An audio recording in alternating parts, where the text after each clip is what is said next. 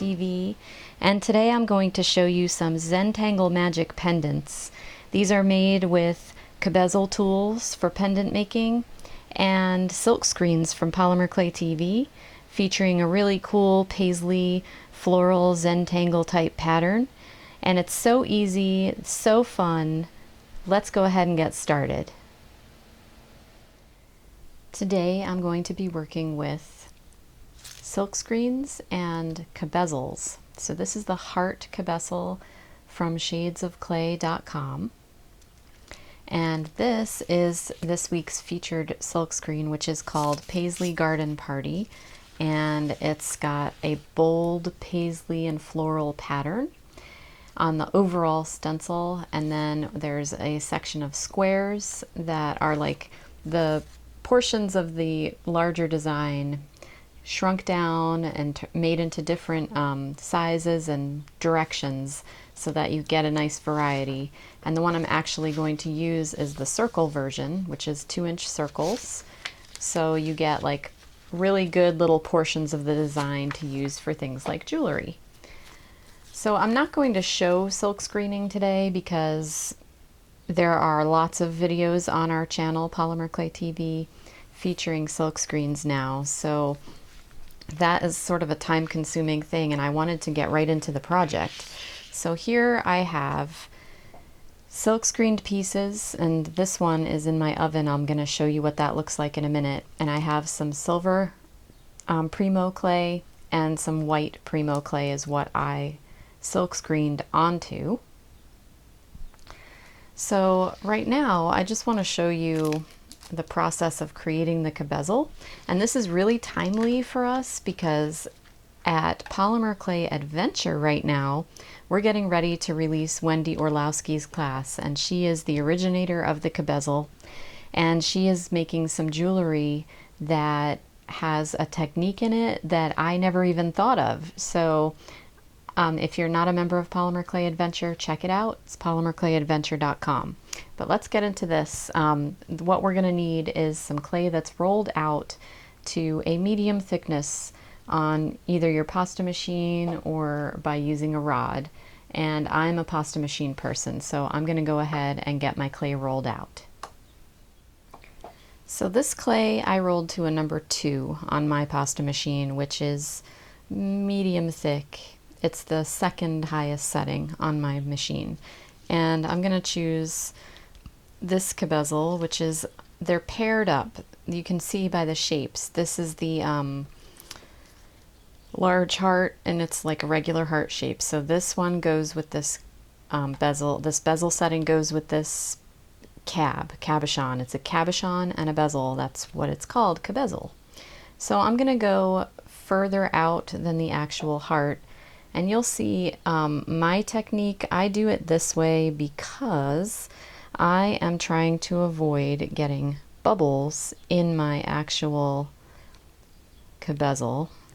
And I want a really crisp bezel point. So what I do, and this is my technique and how I get this to be like foolproof and work for me, but there's other ways of doing this, and if you actually visit Shades of Clay, you'll see that there are some YouTube videos on there too explaining the use of cabezels. But what I like to do is do it on its back first and make a snake and actually trace the outline of the bezel with this snake. And I find that it gives me perfection in the front when I do it this way on the back.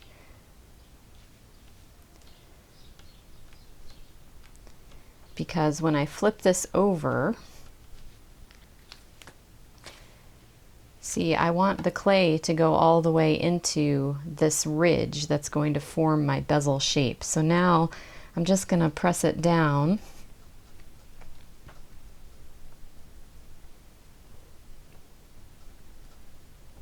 And I'm going to get a tile.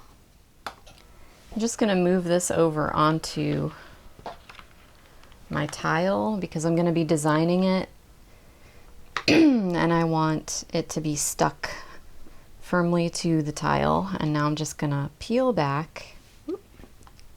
I said stick firmly to my tile. I'm gonna peel back the tool to reveal the clay. Okay, so now I have this really cool bezel shape, and I have tools setting off to the side here, and one of them is my X-Acto knife.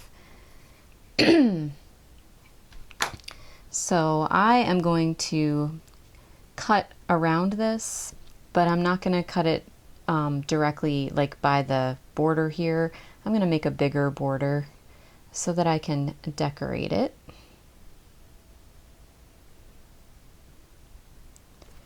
And it's not going to be perfectly shaped. It's going to be like sort of wonky.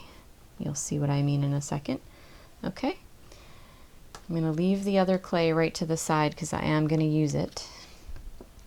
And I'm going to just use my fingers now to round these edges so that they're not so sharp and extreme.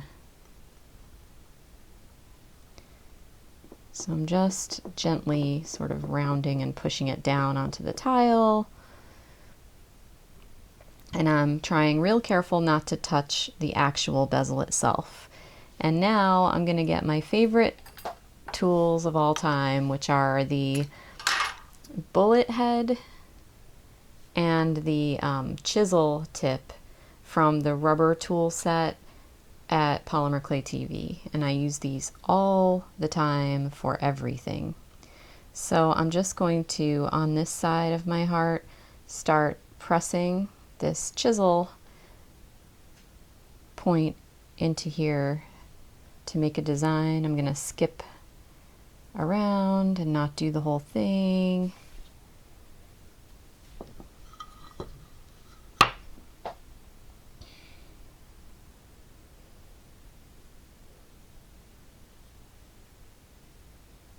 And then I'm going to use the bullet tip to make some indented dot areas.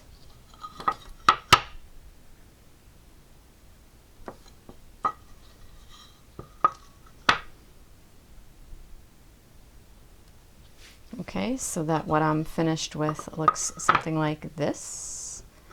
And then I'm going to use my etch and pearl, which I always keep. I just really love this tool. It's a Sculpey tool. It has this interesting cup shape on one end and a point like a knitting needle on the other.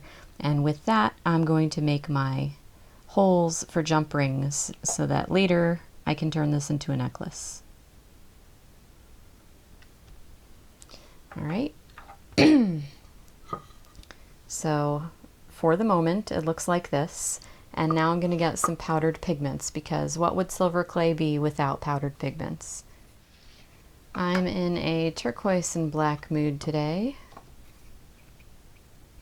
So I pulled out some duo blue-green and some carbon black pearlex powder. And what I'm going to do here first is accent the edges a little bit with the black. So I'm just going to use my finger and run it only along the outer edge. And I store my pearlex upside down in a drawer so that when I pull it out to work with it like this, I know that my caps are coated with enough pigment for my finger to lift up and use for a light application like this. So basically I'm sort of antiquing it a little bit when I do this and bringing out the texture that I just created.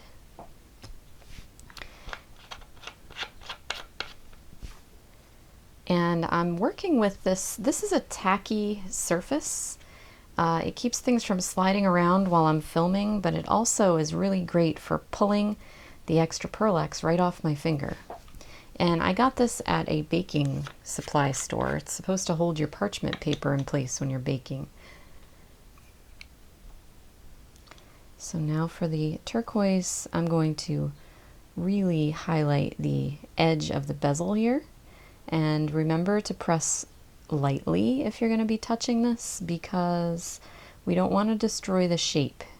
We want the shape of that bezel to remain intact. That's the whole point of using this tool. So now I'm going to add a little bit of this to the outside edge here, around the design,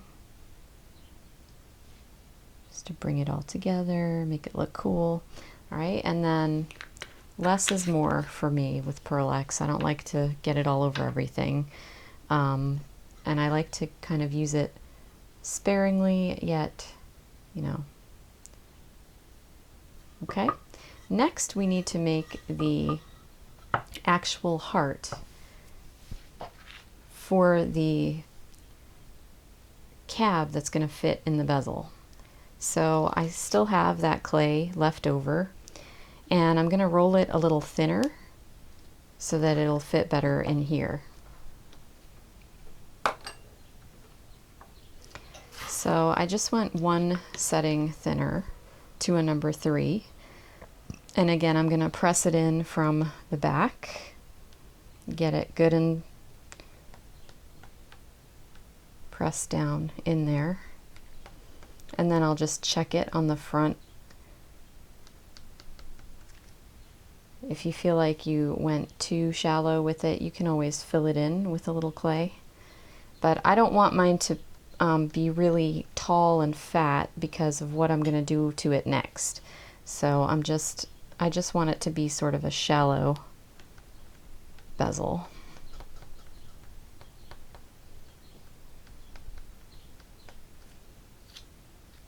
Okay, now this piece I'm not going to bake. I'm going to leave it off to the side. But this piece is going to get baked right away. So I'm going to get a new tile for it. All right, so now I'm going to flip over my cab here and press it onto the tile again. I want it to be good and stuck because this one I'm going to cut out carefully.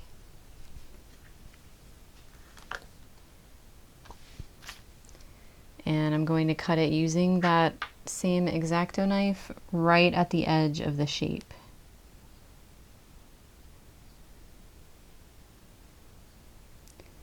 So for this, you're going to want to be careful, take your time.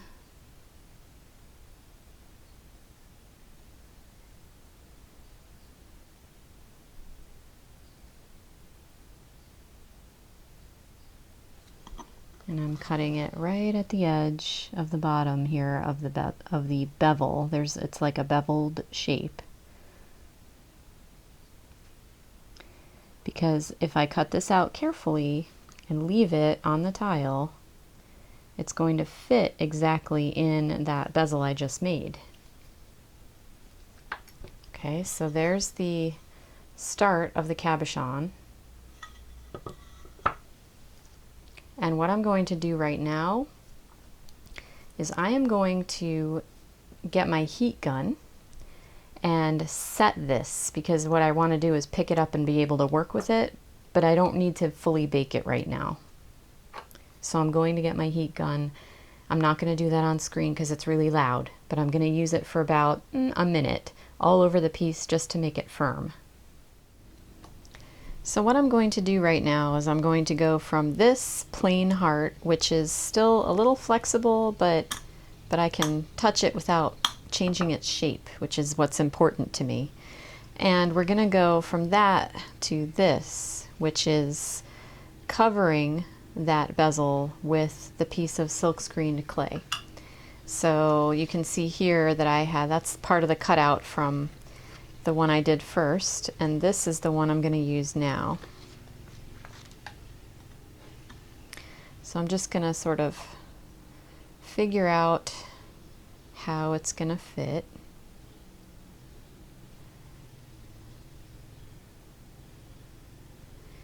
And I'm going to gently press it on, and then I'm going to roughly cut it on the back. And this right here is just a result of me having a lot of paint on the silk screen as opposed to like a thin layer. So once your silk screened paint is dry, you can manipulate it, which is the cool part. So I am just going to rough cut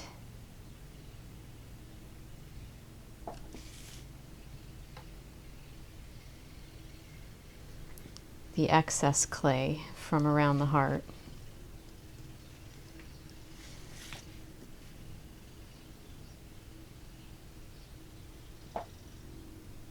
Being gentle so I don't ruin my Teflon sheet. Okay, and I'm just going to take this up and now just gently work the edges over.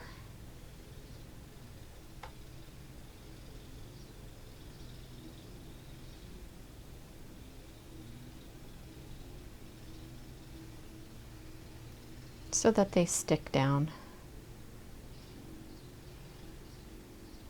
And so that they're not like sticking out and sticking up as much. And you can use your tools if you feel like a spot is too small for your fingers, which right there, that was too small for my finger to get in there.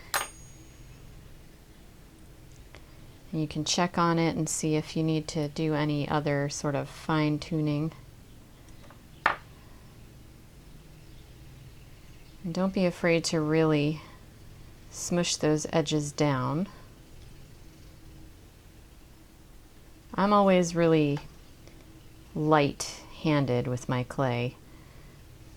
Now the particular brand that I used of acrylic paint is still a little smooshy after a night sitting here, so my edges are actually sort of blending to black, which I don't mind. I kind of like that. Means I don't have to do as much work later to make the edges look finished.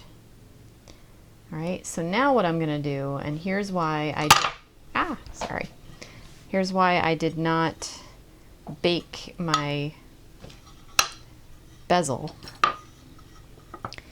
Because now I've got this and I'm going to set it right down inside of here and give it a good push. And I'm going to do it because this is a little bit sticky. I'm going to do it with this. I'm going to give it a nice push.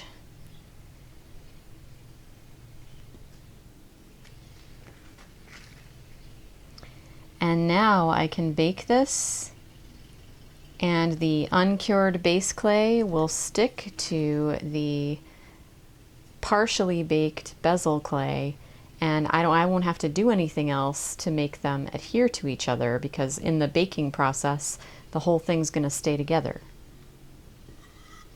Now I have another one. This, I already baked this base, so I'll show you what you can do if you've got a couple different methods going on. So this base is baked, and so is this piece right here. So I'm just going to take a drop of my Kato liquid clay,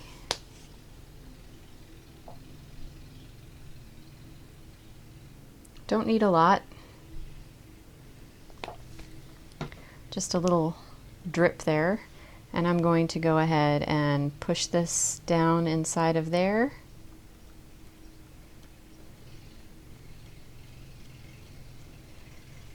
And I'm going to bake both of these, and then I can have some fun with maybe some alcohol markers or drip some alcohol ink on there to give it some color, or you could leave it black and white, whatever you want to do. You could make the base clay that you silk screened onto, you could have that be a color. You can change the colors of everything when you're silk screening. You've got clay, you've got paint, and then you've got whatever you do to it afterwards. So the combinations of color are really limitless. So I'm going to bake these, and then I'll show you a couple ways to finish them off.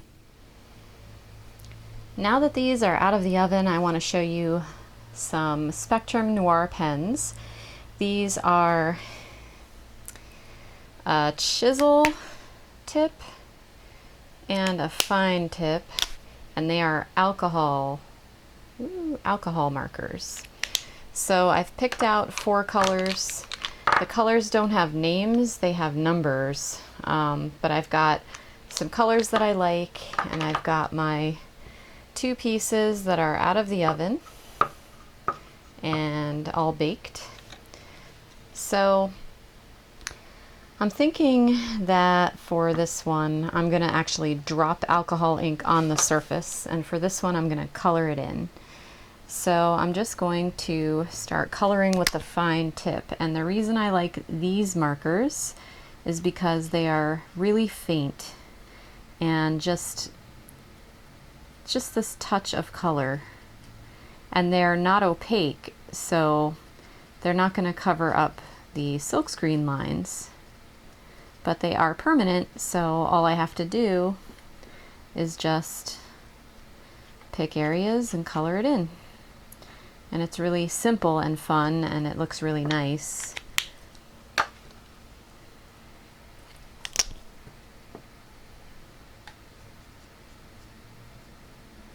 So you just pick your areas, and it's kind of like a coloring book, but it's 3-dimensional jewelry that you get to wear.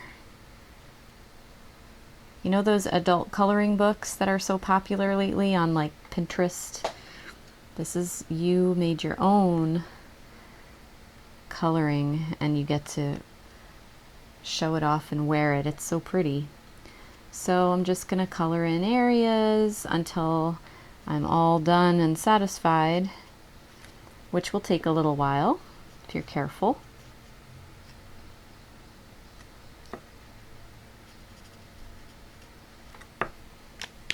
Okay, so you get the idea.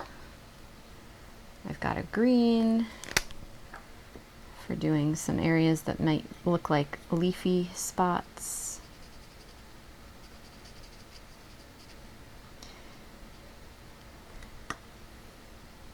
Okay, so you can just keep going and color, and then you're going to want to add jump rings. So for this, I actually have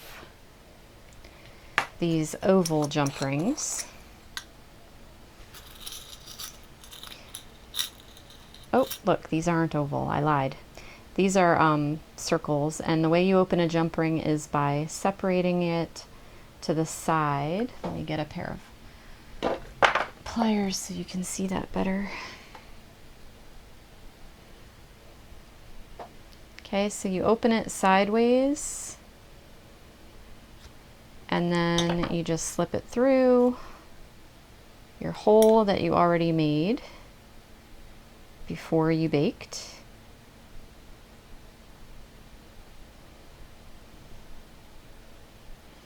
And then you can just squeeze it shut.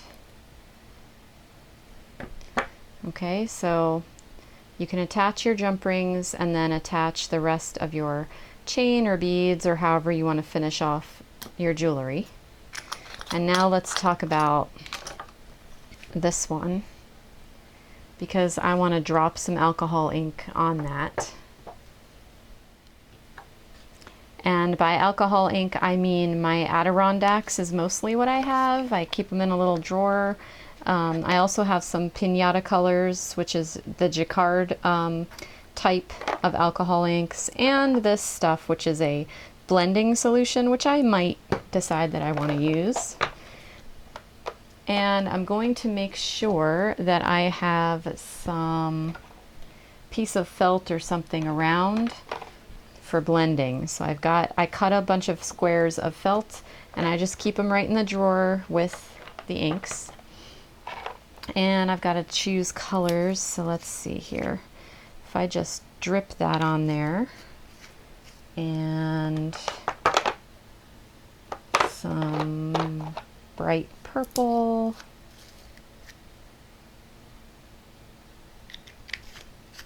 and maybe a pink, a deep reddish pink color. And then I'm going to use the felt to pounce these colors around. See what's happening? Color stays wet for a little bit, and then you can just move it around with your felt, blend them together a little bit, add more.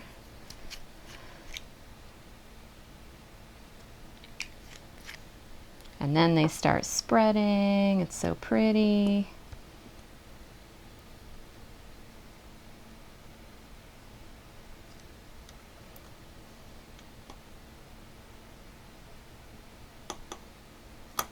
And you just play with that until you are happy and satisfied. And then you have choices. See, it's still shiny while the alcohol ink is wet, but it's going to dry semi-matte. So you could finish this off either with a layer of liquid clay and then shine it up by baking it. You could put resin on top. There's so many different things that you can do to finish off your project and make it really yours. And then just add some jump rings and turn it into a beautiful necklace. Something like this size too. You could even make that into a wall hanging. Be really pretty on the wall. So many ideas. Have fun. And we will see you next time on Polymer Clay TV.